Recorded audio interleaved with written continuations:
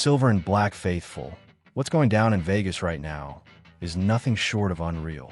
The team made a bold move at the top of the offense, is going all in on a rookie who's already turning heads across the league and might even bring in a major weapon to lock in the final piece of this squad.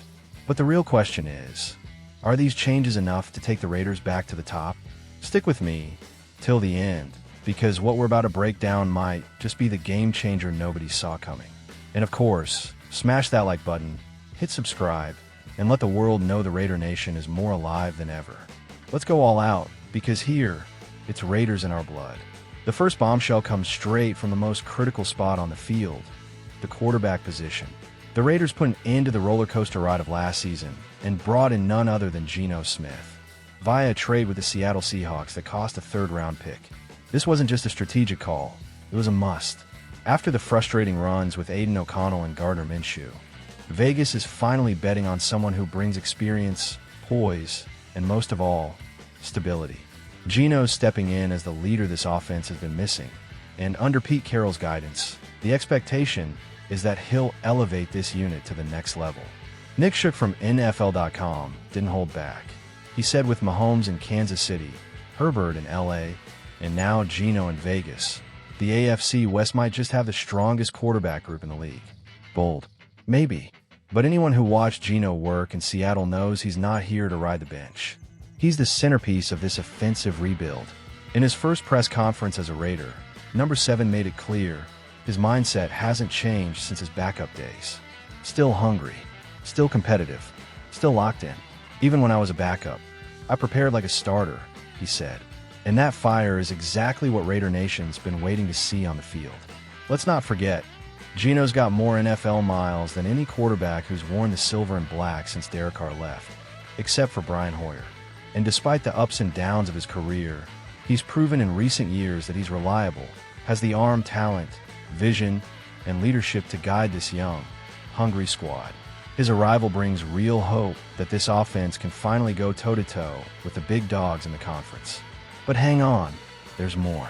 While everyone thought the spotlight this year would be all about the new QB, the media quickly shifted focus to another part of the offense, the tight end room. And not just anyone, we're talking Brock Bowers. Fresh into the league, the rookie broke records last season and is already being talked about as a legit MVP candidate. That's right, a tight end in the MVP race. Brandon Austin from Pro Football Network went big, calling Bowers the top MVP contender on the Raiders roster. And honestly, it checks out. What this kid did in his rookie year was straight out of video game. Yards, touchdowns, presence, versatility. Bowers isn't just promising. He's a nightmare matchup for any defense in the league. No tight end has ever won MVP in NFL history. But if anyone's going to break that barrier, it's this guy. And it's not just the stats. His impact changes the entire flow of the game. He forces defenses to adjust, opens things up for the rest of the offense. Geno's even said behind the scenes that having Bowers out there makes the whole playbook easier to run. Their chemistry's growing every day, and if that connection keeps heating up, we might be looking at one of the most dangerous offenses in the league. If you're into this kind of exclusive Raiders content, make sure to like and subscribe. We've got plenty more coming your way. And just when you thought things couldn't get crazier, the Raiders are still hunting for more. A new rumor's been making the rounds. Vegas might be closing in on wide receiver Gabe Davis. According to Ethan Woody from NFL Rumors, the former Jaguars receiver, recently released in May, has Las Vegas as one of his most likely landing spots. And if this one goes through, it could be the final piece to complete this offensive puzzle.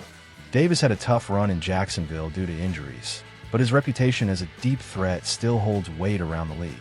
At just 26, he's got plenty left in the tank.